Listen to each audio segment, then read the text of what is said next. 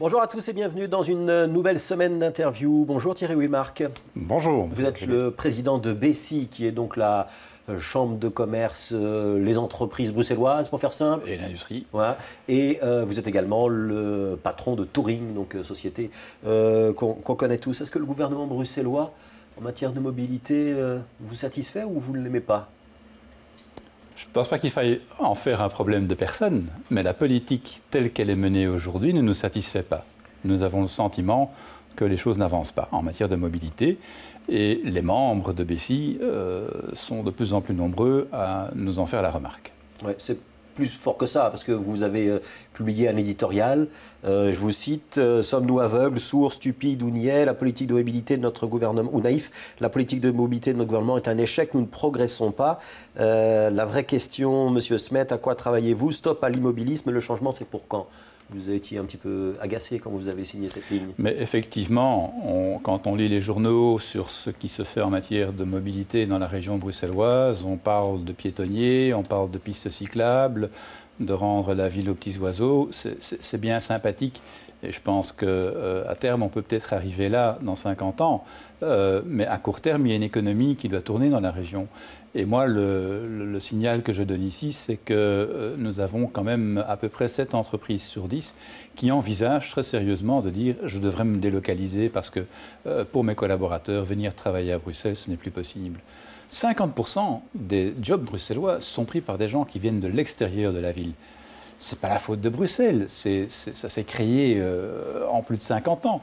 Donc il faut prendre des mesures drastiques pour essayer de rendre l'accès à la ville confortable pour ces gens-là, sinon nous allons droit dans le mur. Est-ce que l'accès à la ville, c'est la voiture ? Alors, l'accès à la ville, c'est déjà pour plus de 40% de transport en commun. Donc, il y a 60% d'autres personnes qui viennent effectivement en voiture ou marginalement d'autres modes de transport comme la moto, la mobilette et le vélo. Mais ça veut principalement dire que ces gens-là n'ont pas trouvé une alternative confortable et viable pour eux aujourd'hui. Les reproches que vous faites au gouvernement bruxellois, qui est pas toujours responsable de l'ensemble de la mobilité, parce que quand on parle de la SNCB ou de RER, par exemple, ça échappe aux compétences du gouvernement bruxellois. Vous avez raison. Les reproches que vous faites au gouvernement bruxellois, c'est quoi? C'est d'avoir supprimé ou de vouloir supprimer le viaduc à Arrières, de ne pas investir assez dans la STIB, c'est quoi? Je crois que c'est de répartir les moyens qu'ils ont sur trop de projets qui sont mineurs par rapport à l'effet qu'ils ont sur la mobilité au sens général. Quand on entend que le cabinet de M. Smets travaille sur le projet d'une nouvelle piste cyclable à la rue Béliard, je ne comprends pas. C'est un axe de sortie principal pour la ville.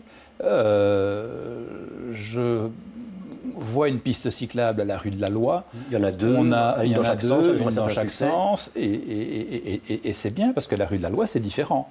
Le débit de la rue de la Loi, il est géré par le bouchon que l'on a du boulevard de la Gérance et de la rue de la Loi qui rentre dans le Pentagone. C'est tout à fait différent de la rue Béliard qui, elle, débouche vers les grands axes de sortie. Nous avons là un flux fondamentalement différent de la rue de la Loi. Et donc on a vu au mois de septembre les petits travaux qui avaient lieu et qui supprimaient une bande à la rue Béliard ont engorgé la petite ceinture de Bruxelles de manière très rapide. On en a même accusé M. Mayer que c'était la faute du piétonnier. Or, c'était bien les travaux de la rue Béliard qui engorgeaient la petite ceinture de Bruxelles. Ouais. Pourtant, il y a de plus en plus de cyclistes à Bruxelles, et notamment dans ce quartier-là, on voit qu'il y a beaucoup de fonctionnaires européens qui se laissent convaincre par le vélo. Mais tout à fait, depuis que les pistes cyclables sont apparues à la rue de la Loi où sont les bureaux de Touring, je peux constater avec bonheur qu'il y a effectivement de plus en plus de vélos, de cyclistes, et pas seulement quand il fait beau, il y en a plus quand il fait beau. Ouais. Vous êtes venu en vélo ici? Je suis venu en vélo ici, tout à fait, depuis parce la que rue Béliard. Je pense qu'il faut utiliser tous les moyens de mobilité. Si on veut parler de mobilité, il faut avoir une expérience avec tous les moyens de mobilité. C'est faisable, c'est jouable. Et vous n'êtes pas sensible aux arguments des cyclistes qui disent « oui, nous, on a besoin d'être protégés, les grands axes sont réservés aux voitures, il y a une notion de sécurité, de danger et même une notion de facilité. » Vous avez tout à fait raison, mais je vous rappellerai simplement que statistiquement, 80% des voitures qui circulent dans la ville sont localisés sur 20% des grandes artères. Alors, ça veut dire qu'il y a quand même 80% de rues et autres qui seraient bien plus confortables pour les cyclistes que de prendre des grandes artères où il y a déjà une telle concentration de voitures. Est-ce que le gouvernement bruxellois a raison de démonter le viaduc Reyers et de renoncer au tunnel sous la place Mézère ou pas? Je crois que pour les gens qui habitent au boulevard Reyers, la suppression de ce viaduc qui, à l'origine, était un ouvrage provisoire, ce sera un bien. Oui. Le point de vue des entreprises. Je ne sais pas si ce sera un bien d'avoir 2 fois un boulevard de 3 bandes qui passe quand même devant chez eux. Ce ne sera pas facile à traverser non plus. Le viaduc offrait ce confort que l'on passait facilement d'un côté à l'autre. La difficulté provient de ce que l'on découvre aujourd'hui, que le tunnel que l'on envisageait en dessous de la place Mézère aurait une trémie qui sort au-delà du boulevard Léopold. Dès lors, on annule le tunnel pour les voitures. Le tunnel pour le transport en commun restera. Donc ça, c'est déjà un signe positif, je pense, par rapport à la circulation qu'il y aura là. Mais on peut quand même se poser la question de savoir si c'était une priorité par rapport à d'autres travaux. Le réparer aurait coûté 3 millions. Faire tous les travaux que l'on fait là maintenant va coûter 29 millions. Ouais. Vous comprenez le reproche ou la suspicion qui peuvent poindre Thierry Wilmark? Vous êtes le patron de Bessie, donc les entreprises bruxelloises.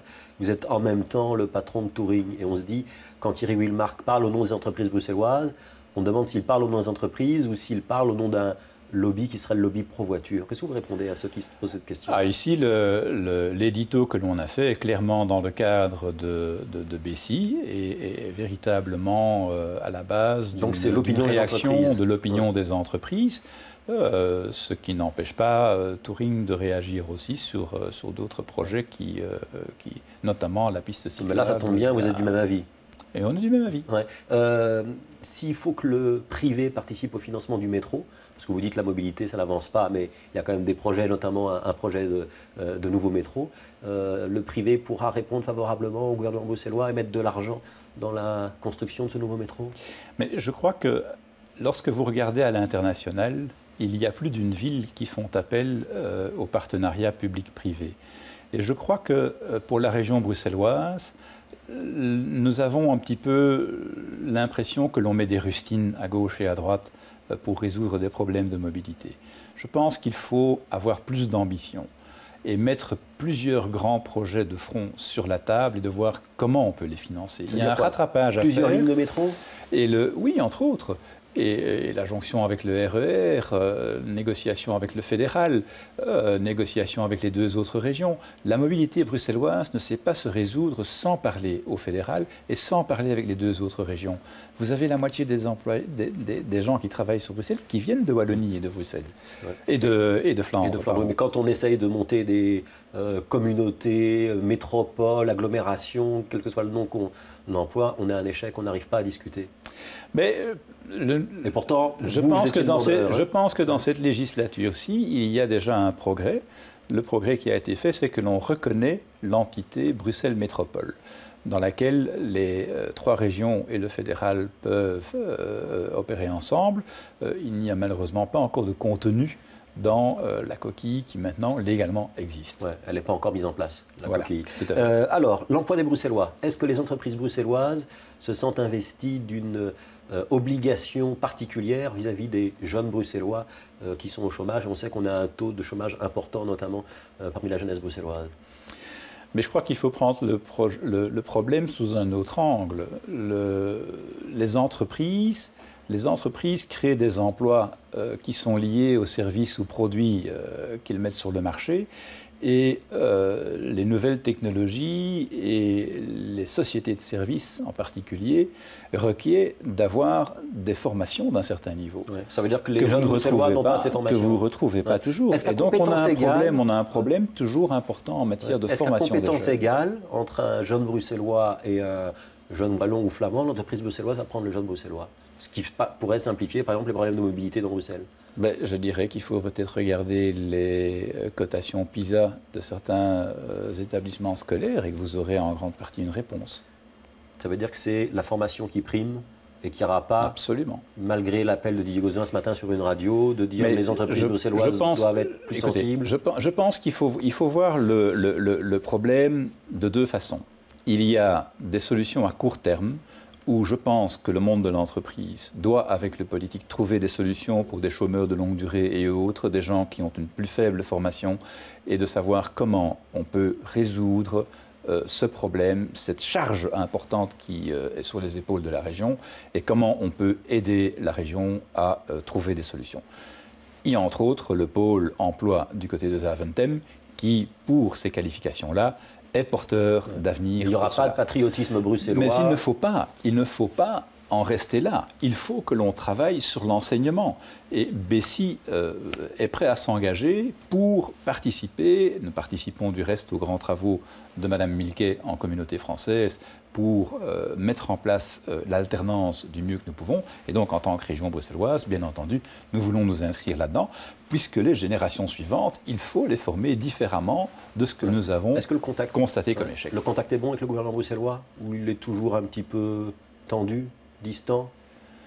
Non, je pense que le contact est bon. On a vu les entreprises quitter un certain nombre de conseils d'administration parce que vous étiez mécontent des décisions qui avaient été prises il y a 6 mois. Vous parlez du tourisme, là. Oui. Le tourisme, je pense, est un domaine dans lequel nous sommes tout à fait convaincus que l'agence de tourisme bruxelloise a été un exemple de succès de partenariat entre le pouvoir public et les entreprises du secteur, puisque le nombre de nuitées a augmenté d'à peu près 40% en 50 ans. Donc ce n'est pas du mauvais travail.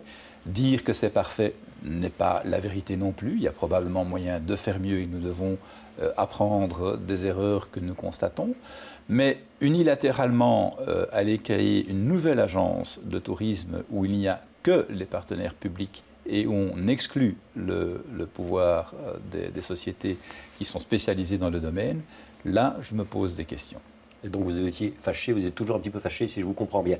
La porte est toujours ouverte et nous restons à l'écoute de changements potentiels qui peuvent arriver. Les entreprises, est-ce qu'elles sont au-dessus des lois?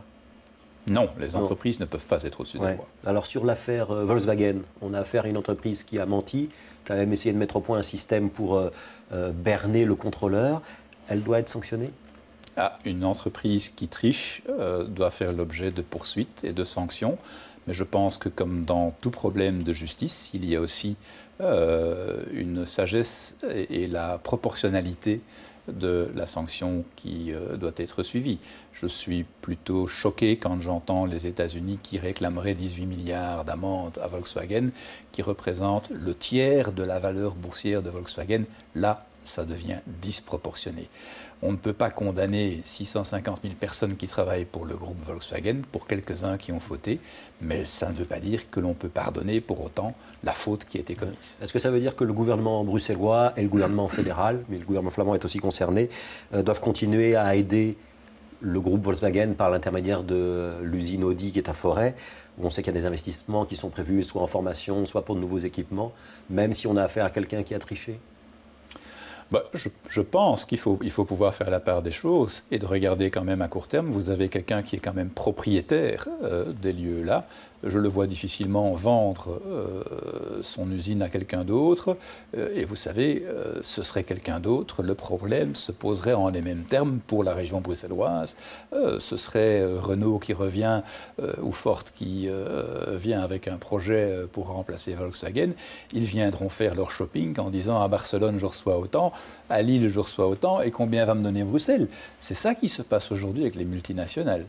Et donc c'est ça qui est en train de se passer à Audi quand on voit que les gouvernements ou l'argent public est investi. Je voudrais vous poser une dernière question, il nous reste 1 minute. Il y a une manifestation nationale des syndicats mercredi. Oui. Elle vous agace? Écoutez, je pense que les syndicats et leurs représentants ont toujours le droit de s'exprimer. Nous sommes quand même en démocratie.